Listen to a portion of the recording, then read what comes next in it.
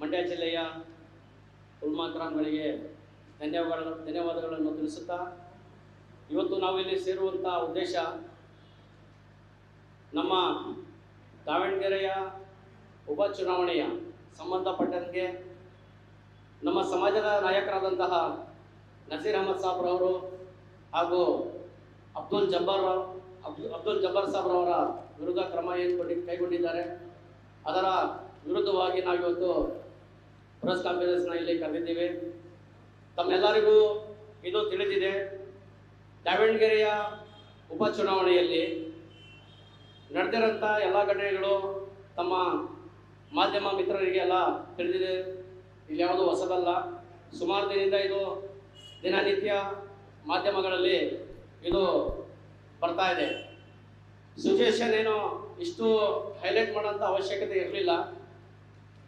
ತಮ್ಮೆಲ್ಲರಿಗೂ ಈ ಮಾತನ್ನು ಒಪ್ಕೋತೀರಿ ಮಾಧ್ಯಮ ಮಿತ್ರರು ಅಂತ ನಾನು ಭಾವಿಸ್ತಾ, ರಾಷ್ಟ್ರೀಯ ಪಕ್ಷವಾಗಲಿ ಪ್ರಾದೇಶಿಕ ಪಕ್ಷವಾಗಲಿ ಜಾತಿವಾರು ಟಿಕೆಟ್ಗಳನ್ನು ಕೊಡಲ್ಲ ಅಂತ ಮೇಲ್ನೋಟಕ್ಕೆ ಹೇಳಿದ್ರು ಪ್ರತಿಯೊಂದು ಕ್ಷೇತ್ರಗಳಲ್ಲಿ ನಾವು ಎಡಕ್ಕೆ ನೋಡಿದಾಗ ಆಲ್ಮೋಸ್ಟ್ ಜಾತಿವಾರ ಲೆಕ್ಕಾಚಾರದಲ್ಲೇ ಟಿಕೆಟನ್ನು ಹಂಚ್ಕೊಂಡು ಬರ್ತಾ ಇರೋದು. ನಮ್ಮ ಸಮಾಜದ 80,000 ಮತದಾರರು ಆ ಕ್ಷೇತ್ರದಲ್ಲಿದ್ದು, ಯಾವಾಗ ನಮ್ಮ ಹಿರಿಯ ನಾಯಕರಾದಂತಹ ದಿವಂಗತ ಶಾಮನೂರು ಶಿವಶಂಕರಪ್ಪರವರು ನಿಧನರಾಗ್ತಾರೆ, ಅದಾದ ಮೇಲೆ 4 ತಿಂಗಳ ನಂತರ GR ಆರ್ಥೋಪೆಡಿಕ್ಸ್ ಕೋಲಾರ್ ಮೂಳೆ ಚಿಕಿತ್ಸಾ ಕೇಂದ್ರ ಅತ್ಯಾಧುನಿಕ ತಂತ್ರಜ್ಞಾನ ಬಳಸಿ ಎಲ್ಲ ಮೂಳೆ ಸಂಬಂಧಿ ಸಮಸ್ಯೆಗಳಿಗೆ ಪರಿಹಾರ.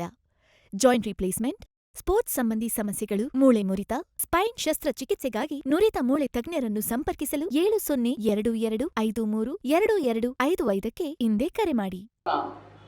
ದಾವಣಗೆರೆ ಮತ್ತು ಬಾಗಲಕೋಟೆಗೆ ಉಪಚುನಾವಣೆ ಘೋಷಣೆ ಆಗುತ್ತೆ. ಆಗ ದಾವಣಗೆರೆಯ ಲೋಕಲ್ ಲೀಡರ್ಸ್ ಆದಂತಹ ಎಲ್ಲರೂ ಒಮ್ಮತ್ತಿನಿಂದ ಹೋಗಿ ನಮ್ಮ BZ ಜಮೀರ್ ಅಹಮದ್ ಖಾನ್ ಸಾಹೇಬ್ ಅವರಿಗೆ 2023ರ ಸಾರ್ವತ್ರಿಕ ಚುನಾವಣೆಯಲ್ಲಿ ದಿವಂಗತ ಶಿವಶಂಕರಪ್ಪರವರು ಮಾತನಾಡಿರ್ತಾರೆ. ಬರುವ ದಿನಗಳಲ್ಲಿ ನನಗೆ ನೀವು ತುಂಬ ಸಹಾಯ ಮಾಡಿದ್ದೀರಿ, ಬರುವ ದಿನಗಳಲ್ಲಿ ನಾನು ಈ ಒಂದು ಕ್ಷೇತ್ರನ ನಿಮ್ಮ ಮೈನಾರಿಟಿಗೆ, ನಿಮ್ಮ ಅಲ್ಪಸಂಖ್ಯಾತರಿಗೆ ನಾನು ಬಿಟ್ಕೊಡ್ತೀನಿ ಅನ್ನೋ ಮಾತು ಹೇಳಿರ್ತಾರೆ. ಆ ಒಂದು ಮಾತು ಈಗ ಉಪಚುನಾವಣೆ ಆಗಬಾರ್ದಾಗಿದ್ದು, ಪರಿಸ್ಥಿತಿ ಕೈ ಮೀರಿದ್ದು, ನಿಧನರಾದರು. ಆ ಒಂದು ಮಾತನ್ನ ತಗೊಂಡು BZ ಜಮೀರ್ ಅಹಮದ್ ಖಾನ್ ಸಾಹೇಬ್ ಹತ್ರ ಹೋದಾಗ ಅವರು ನಮ್ಮ ಕಾಂಗ್ರೆಸ್ ಪಕ್ಷದ ಹಿರಿಯ ಹೈಕಮಾಂಡರ್ ಆದಂತಹ ಮಲ್ಲಿಕಾರ್ಜುನ್ ಖರ್ಗೆ ಅವರು, KPCC ಅಧ್ಯಕ್ಷರಾದಂತಹ DK ಶಿವಕುಮಾರ್ ಅವರು, ನಮ್ಮ ಮುಖ್ಯಮಂತ್ರಿಗಳಾದಂತಹ ಸಿದ್ದರಾಮಯ್ಯ ಅವರನ್ನ ಭೇಟಿ ಮಾಡಿ ಡಿಮ್ಯಾಂಡ್ ಮಾಡ್ತಾರೆ. ಯಾಕಂದರೆ ಶಿವಶಂಕರಪ್ಪರವರು ಈ ಮಾತನ್ನು ಹೇಳಿದರು, 80,000 ಮತದಾರರಿದ್ದಾರೆ, ಈ ಸತಿ ಅವಕಾಶವನ್ನ ನಮ್ಮ ಅಲ್ಪಸಂಖ್ಯಾತರಿಗೆ ನೀವು ಬಿಟ್ಕೊಡ್ಬೇಕು ಅಂತ ಕೇಳ್ಕೊತಾರೆ. ಇದರ ಬಗ್ಗೆ ನಮ್ಮ AICC ಸುರ್ಜೇಲ್ ಅವರವರು ಇದ್ರ ಬಗ್ಗೆ ನಾವು ಆಲೋಚಿಸ್ತೀವಿ, ಟಿಕೆಟನ್ನು ಮಾತಾಡ್ತೀವಿ ಹೈಕಮಾಂಡ್ ಜೊತೆ ಅಂತ ಹೋಗ್ತಾರೆ. ನಮ್ಮ ಉಲ್ಮಾ ಗ್ರಾಮಗಳನ್ನು ಸಮಾಧಾನವಾಗಿ ಇರ್ತಾರೆ. ಇದಾದ ನಂತರ ಟಿಕೆಟನ್ನು ನಮ್ಮ ಶಿವಶಂಕರಪ್ಪರವರ ಮೊಮ್ಮಗ ಸಮರ್ಥ ಶಿವಶಂಕರಪ್ಪರವರಿಗೆ ಟಿಕೆಟನ್ನು ಘೋಷಣೆ ಮಾಡ್ತಾರೆ.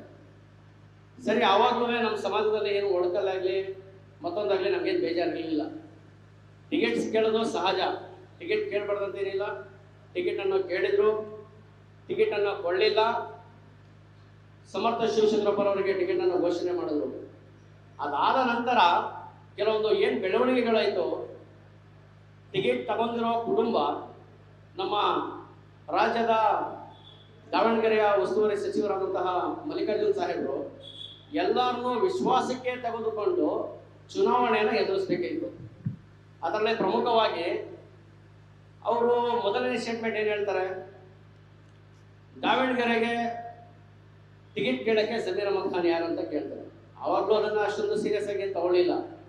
ಎರಡನೇ ಭಾಗವಾಗಿ ಏನು ಕೇಳ್ತಾರೆ, ಬಂದರೆ ಬರಲಿ, ಬರದಾದ್ರೆ ಅವ್ರು ಅಲ್ಲೇ ಇರಲಿ, ಆರಾಮಾಗಿ ಚುನಾವಣೆ ಮಾಡೋಣ ಅನ್ನೋದು ತಮ್ಮ ಮಾಧ್ಯಮ ಮಿತ್ರರಿಗೂ ಗೊತ್ತಿದೆ. ಯಾಕಂದರೆ ಅದು ಮಾಧ್ಯಮದಲ್ಲೇ ಬಂದಿದೆ. ಯಾವಾಗ ಅದನ್ನು ಹೇಳ್ತಾರೆ ಆವಾಗ ಸಮಾಜದಿಂದ ಏನಂದರೆ, ನಮಗೆ ನಾವು ಬೇಡ ಅಂದ್ರೆ ಇವ್ರು ಚುನಾವಣೆ ಮಾಡ್ತಾರೆ ಅನ್ನೋ ಲೆಕ್ಕಾಚಾರದಲ್ಲಿ ಆಲ್ರೆಡಿ ಎಲ್ಲರ ಮೈಂಡಲ್ಲೂ ಅಪ್ಸೆಟ್ ಆಗಿರುತ್ತೆ. ಸರಿ, ಸಾದಿಕ್ ಪೈಲ್ವಾನ್ ಅವರು ನಾಮಿನೇಷನ್ ಮಾಡಿರ್ತಾರೆ. ಸಾದಿಕ್ ಪೈಲ್ವಾನ್ ಅವರು ನಾಮಿನೇಷನ್ ಮಾಡಿದಾಗ ಅಲ್ಲಿಂದ ಬರೀ 200 ಮೀಟರ್ ದೂರ ಇರೋದು ಅಬ್ದುಲ್ ಜಬ್ಬಾರ್ ಅವರ ಮನೆ. ತನ್ನ ಮಗನ್ನ ಎಲೆಕ್ಷನ್ ನಿಲ್ಲಿಸಿರೋರು ಎಲ್ಲರನ್ನೂ ವಿಶ್ವಾಸಕ್ಕೆ ತಗೊಂಡು ಹೋಗ್ಬೇಕಾಗಿರೋರು ಯಾವ ರೀತಿ ಹೋಗಿ ನ್ಯಾಮಿನೇಷನ್ನ ವಾಪಸ್ ತಗೋಬೇಕಂತ ಸಾದಿಕ್ ಪೈಲ್ವಾನ್ರವರನ್ನ ಮನವೊಲಿಸಿ ಅವ್ರ ಮನೆಗೆ ಹೋದರು. ಅಲ್ಲಿಂದ 200 ಮೀಟ್ರ್ ಅಬ್ದುಲ್ ಜಬ್ಬಾರ್ ಅವರ ಮನೆ ಇತ್ತು. ಅಲ್ಲಿ ಹೋಗಿ ಅಬ್ದುಲ್ ಜಬ್ಬಾರ್ ಅವರನ್ನು ಕನ್ವಿನ್ಸ್ ಮಾಡ್ಕೊಂಡು ಅವ್ರನ್ನ ಜೊತೆಲಿ ಕರ್ಕೊಂಡು ಈ ಒಂದು ಚುನಾವಣೆಯನ್ನು ಅವರು ಎದುರಿಸಬೇಕಿತ್ತು. ಸರಿ, ಅಲ್ಲಿದ್ದಾಯಿತು, ಆ ಭಾಗ ಮುಗೀತು, ಎಲೆಕ್ಷನ್ ಆಯಿತು, ಮುಗೀತು. ಈಗ ಕಾಂಗ್ರೆಸ್ ಸಿದ್ಧಾಂತ ಶಿಸ್ತಿನ ಪಕ್ಷ ಅಂತಾರೆ, ಒಪ್ಕೊಳ್ಳೋಣ. ಪ್ರತಿಯೊಂದೂ ಶಿಸ್ತಲ್ಲೇ ನಡೀತದೆ ಅಂತಾರೆ, ಒಪ್ಕೊಳ್ಳೋಣ. ಎಲೆಕ್ಷನ್ ಆಗಿದೆ, ವಿನ್ನರ್ ಯಾರು ಅಂತ ಇನ್ನೂ ಅನೌನ್ಸ್ಮೆಂಟ್ ಆಗಿಲ್ಲ. ಆಗಲೇ ಪ್ರತಿಯೊಂದನ್ನು ನಮ್ಮ ಅಲ್ಪಸಂಖ್ಯಾತರ ನಾಯಕರಾದಂತಹ ನಜೀರ್ ಅಹಮದ್ ಸಾಬ್ರವರಿಗೆ, ಅಬ್ದುಲ್ ಜಬ್ಬಾರ್ ಸಾಬ್ರವರಿಗೆ ಏಕಾಏಕಿ ಒಂದು ನೋಟಿಸನ್ನು ಜಾರಿ ಮಾಡಿದೆ. ಏನು ಕಾರಣಕ್ಕಾಗಿ ನೀವು ದುಡಿಲಿಲ್ಲ? ನಜೀರ್ ಅಹಮದ್ ಸಾಬ್ರವರು ದಾವಣಗೆರೆಯಲ್ಲಿ ದುಡಿಲಿಲ್ಲ ಅಂತ ನೀವು ಹೇಳ್ತಾ ಇದ್ದೀರಿ. ಹೈಕಮಾಂಡ್ನಿಂದ ನಮ್ಮ ಬಾಗಲಕೋಟೆ ಅಲ್ಲೂ ಉಪಚುನಾವಣೆ ಘೋಷಣೆ ಆದಾಗ, ಬೇಟಿರವರ ನಿಧನದಿಂದ ಘೋಷಣೆ ಆದಾಗ ಅವ್ರ ಮಗನ ಎಲೆಕ್ಷನ್ ಅಲ್ಲಿ ಕ್ಯಾನ್ವಾಸ್ ಮಾಡೋಕ್ಕೆ 9 ದಿನ ಅಲ್ಲಿ ಹಗಲಿರುಳು ದುಡಿದಿದ್ದಾರೆ. ಯಾರು? ನಜೀರ್ ಅಹಮದ್ ಸಾಬ್ರವರು. ಇಲ್ಲಿ ಬಂದಿಲ್ಲ. ಅವರು ಅಲ್ಲಿ ಕಾಂಗ್ರೆಸ್ ಪರವಾಗಿ ಕ್ಯಾನ್ವಾಸ್ ಮಾಡ್ತಾ ಇದ್ದಿದ್ದು. ಆಮೇಲೆ ನಮ್ಮ ಸಮಾಜದ ಬೇಸರ್ ಜಮೀರ್ ಅಹಮದ್ ಖಾನ್ ಸಾಬ್ರವರಿಗೆ ಹೈಕಮಾಂಡು ಕೇರಳ ಜವಾಬ್ದಾರಿ ಕೊಟ್ಟಿದ್ದರು. ಕೇರಳದಲ್ಲಿ ಅವರು 9 ದಿನ ಸುಮಾರು ಅಲ್ಲಿ ಎಲೆಕ್ಷನ್ ಆಗಂಟ ಅಲ್ಲೇ ಅವರು ಪ್ರತಿಯೊಂದನ್ನು ಹಗಲು ಇರಲು ದುಡಿದು ಅಲ್ಲಿ ಎಲೆಕ್ಷನ್ ಮಾಡಿದ್ದಾರೆ. ಅವ್ರು ಬಂದಿಲ್ಲ, ಇವ್ರು ಬಂದಿಲ್ಲ ಅಂತ ನೀವು ಹೇಳ್ತಾ ಇರುವಾಗ ನೀವು ಎಷ್ಟು ಮಟ್ಟಿಗೆ ನೀವು ವಿಶ್ವಾಸಕ್ಕೆ ತಗೊಂಡು ಎಲ್ಲರೂ ತಗೊಂಡೋಗಿದ್ದೀರಿ? ಇದು ನಿಮಗೆ ನೀವು ಯೋಚನೆ ಮಾಡ್ಕೋಬೇಕು. ಆಮೇಲೆ ಏಕಾಏಕಿ ಏನೂ ಕೇಳ್ದೇನೆ ಬೇರೆ ಯಾರಿಗೂ ಅನ್ವಯಿಸಲ್ಲ. ಇದು ಯಾರಿಗೆ ಅನ್ವಯಿಸುತ್ತೆ ಅಂದರೆ, ನಾವು ಅಲ್ಪಸಂಖ್ಯಾತರು, ನಮಗೆ ಧ್ವನಿ ಇಲ್ಲ, ನಮಗೆ ಬೇರೆ ಆಪ್ಷನ್ಸ್ ಇಲ್ಲ, ನಾವು ಕಾಂಗ್ರೆಸ್ನೇ ನಂಬಿದ್ದೀವಿ, ಕಾಂಗ್ರೆಸ್ ಬಿಟ್ಟು ನಾವು ಬೇರೆ ಇನ್ನೊಂದು ನಮಗೆ ಆಪ್ಷನ್ಸ್ ಇಲ್ಲ ಅನ್ನೋ ಒಂದು ನಿಮ್ಮ ಮನಸ್ಸಲ್ಲಿ ಇಟ್ಕೊಂಡು ನಮ್ಮ ಮೇಲೆ ಇಷ್ಟೊಂದು ನೀವು ನಿಮ್ಮ ಮನಸ್ಸಲ್ಲಿ ಅದೇ ಇರೋದು. ನಾವು ನಿಮಗೆ ಈ ಮುಖಾಂತರ ಒಂದು ಸಂದೇಶವನ್ನು ಹೇಳ್ತೀವಿ. ಆ ಸಂದೇಶ ಏನಂದರೆ, ನಮಗೆ ಆಪ್ಷನ್ಸ್ ಇದೆ, ನಮಗೆ ಕಾಂಗ್ರೆಸ್ ಬಿಟ್ಟರೆ ಬೇರೆ ಆಪ್ಷನ್ಸ್ ಇದೆ. ಯಾಕೆಂದರೆ 2023ರಲ್ಲಿ ಯಾವ ರೀತಿ ಸಾರ್ವತ್ರಿಕ ಚುನಾವಣೆಯಲ್ಲಿ ನಮ್ಮ ಉಲ್ಮಾ ಕ್ರಾಮ್ಗಳು ಎಷ್ಟೊಂದು ಶ್ರಮ ಪಟ್ಟಿದ್ದಾರೆ, ಎಷ್ಟೊಂದು ಇದ್ರ ಪರವಾಗಿ ಮಾಡಬೇಕಂತ 90 to 95% ನಾವು ಕಾಂಗ್ರೆಸ್ ಪಕ್ಷ ಕರ್ನಾಟಕ ರಾಜ್ಯದಲ್ಲಿ ಅಧಿಕಾರಕ್ಕೆ ಬರಕ್ಕೆ ಮುಸ್ಲಿಮ್ಸರೇ ಕಾರಣ.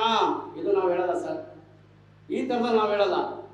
ಯಾಕಂದರೆ ಬೇರೆ ಸಮಾಜನ ಅವಮಾನ ಮಾಡೋಕ್ಕೆ ನಾವು ಇಷ್ಟಪಡಲ್ಲ ಸರ್. ನಮ್ಮ ಮಂಡ್ಯ ಉಲ್ಮಾ ಕ್ರಾಮ್ಗಳಲ್ಲಾಗಲಿ ಯಾರೇ ಆಗಲಿ ಒಂದು ಕ್ಲಿಯರಿಟಿ ಕೊಡ್ತೀನಿ. ಎಲ್ಲ ಸಮಾಜದಿಂದ, ನಮ್ಮ ಕುರುಬರ ಸಮಾಜ ಆಗ್ಬೋದು, ನಮ್ಮ ಒಕ್ಕಲಿಗರ ಸಮಾಜ ಆಗ್ಬೋದು, ನಮ್ಮ ನಿಂಗಾಯ ಸಮಾಜ ಆಗ್ಬೋದು, ನಮ್ಮ ST ಸಮಾಜ ಆಗ್ಬೋದು, ಪ್ರತಿಯೊಬ್ಬರು ಕಾಂಗ್ರೆಸ್ ಪಕ್ಷಕ್ಕೆ ಓಟನ್ನು ಹಾಕಿದ್ದಾರೆ. ಅದರಲ್ಲಿ ಪ್ರಮುಖವಾಗಿ ಅತಿ ಹೆಚ್ಚಾಗಿ 92 ಭಾಗ ಸರ್, 92 ಭಾಗ ಮತವನ್ನ ಕಾಂಗ್ರೆಸ್ ಪಕ್ಷಕ್ಕೆ ಬೆಳೆಯೋದಕ್ಕೆ ಕಾರಣ ನಮ್ಮ ಉಲಮಾ ಇಕ್ರಾಮ್ಗಳು. ಹಗಲು ಸರ್, ಹಗಲು ಇರುಳು ದುಡಿದಿದ್ದಾರೆ. ಹೊರಗಡೆ ಇರೋನ್ನ ಸ್ವಂತ ಜೇಬಿನ ಹಣ ಖರ್ಚು ಮಾಡಿ, ನೀವು ಹಳೆ ಓಟ್ ನೋಡಿ ನಮ್ಮ ಪರ್ಸೆಂಟೇಜ್ ಏನಿದೆ ಅಂತ.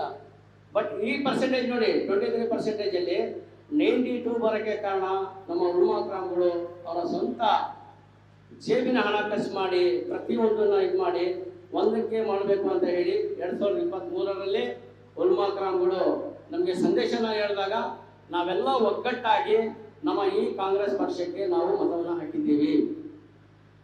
ಕಾರಣ ಎಲ್ಲ ಸಮಾಜದವರು ಸರ್, ಪದೇ ಒತ್ತಿ ಹೇಳ್ತಾ ಇದ್ದೀನಿ, ಪ್ರಮುಖವಾಗಿ ಮುಸ್ಲಿಂ ಸಮಾಜ ಅತಿ ಹೆಚ್ಚಾಗಿ ಓಟ್ ಹಾಕಿರೋಕ್ಕೆ ಸರ್ಕಾರ ರಚನೆ ಆಗಿರೋದು. ಓಟ್ ಆದ ನಂತರ ಈ ನಿಮ್ಮ ಮಾಧ್ಯಮ ಟಿವಿಗಳಲ್ಲಿ ಯಾವ ಜಾತಿವಾದ ಪರ್ಸೆಂಟೇಜ್ ಎಷ್ಟು ಮತವಾಗಿದೆ ಅನ್ನೋದ ತುಂಬ ಒಳ್ಳೆ ಚರ್ಚೆಯನ್ನು ಈ ನಮ್ಮ ಮಾಧ್ಯಮ ಮಿತ್ರರು ನೀವು ಎಲೆಕ್ಷನ್ ಆದಮೇಲೆ ಎಲ್ಲನೂ ಚರ್ಚೆಯನ್ನು ತುಂಬ ಚೆನ್ನಾಗಿ ಮಾಡಿದ್ದೀರಿ. ನಾನು ನೋಡಿ, ಪ್ರತಿಯೊಂದಕ್ಕೂ ಒಂದು ಡಿವಿಷನರ್ ಇರುತ್ತೆ. ಮಾಧ್ಯಮ ಮಿತ್ರರಲ್ಲಿ ಆ ಕೆಪಾಸಿಟಿ ಇದೆ. ನಾವೆಲ್ಲ ಯಾರ ವಿರುದ್ಧ ಈ ವಿರುದ್ಧ ಅಂತಲ್ಲ ಸರ್, ನಮ್ಮ ಲೀಡರ್ಸ್ಗಳಿಗೆ ಏಕಾಏಕಿ ಏನೂ ಕೇಳಿದೆ ರಾಜ್ಯದಲ್ಲಿ ಬೇರೆ ಯಾವ ಕ್ಷೇತ್ರದಲ್ಲೂ ಶಿಸ್ತು ಉಲ್ಲಂಘನೆ ಆಗಿಲ್ವಾ? ನಿಮ್ಮ ಮುಂದೆ ಯಾವ ಇತಿಹಾಸಗಳು ಇಲ್ವಾ? ಆಯಿತು, ನೀವು ಟಿಕೆಟ್ ಕೊಡಲಿಲ್ಲ, ನಮ್ಮ ಉನ್ಮಾತ್ರಗಳನ್ನ ಗೌರವಯುತವಾಗಿ ಕರ್ಕೊಂಡು ಈ ಸತಿ ನೀವು ಡಿಮ್ಯಾಂಡ್ ಮಾಡಿದ್ರಿ, ನಾವು ಟಿಕೆಟ್ ಕೊಡೋಕ್ಕೆ ನಮ್ಮ ಕೈಲಿ ಆಗಿಲ್ಲ, ಆದರೆ ಮುಂದಿನ ದಿನಗಳಲ್ಲಿ ನಾವು ಟಿಕೆಟನ್ನು ಘೋಷಣೆ ಮಾಡ್ತೀವಿ ಅಂತ ಉನ್ಮಾತ್ರಗಳಿಗೆ ನೀವು ಹೇಳಿಲ್ಲ. ನೀವು ಅಧಿಕಾರಕ್ಕೆ ಬರೋಕ್ಕೆ ನಮ್ಮ ಬಿಜೆಪಿ ಅಂತ ಹೆದರಿಸಿ ಅವ್ರನ್ನ ತೋರಿಸೋದು, ನೀವು ನಿಮ್ಮನ್ನ ಬೇಳೆ ಬೇಯಿಸ್ಕೊಳ್ಳೋದು, ಅವ್ರನ್ನ ತೋರಿಸೋದು, ನೀವು ನಿಮ್ಮನ್ನ ಬೇಳೆ ಬೇಯಿಸ್ಕೊಳ್ಳೋದು. ಹೆದರಿಸಿ ಅವ್ರನ್ನ ಮುಖ ತೋರಿಸಿ ಓಟ್ಗಳನ್ನು ಹಾಕಿಸ್ಕೊಂಡು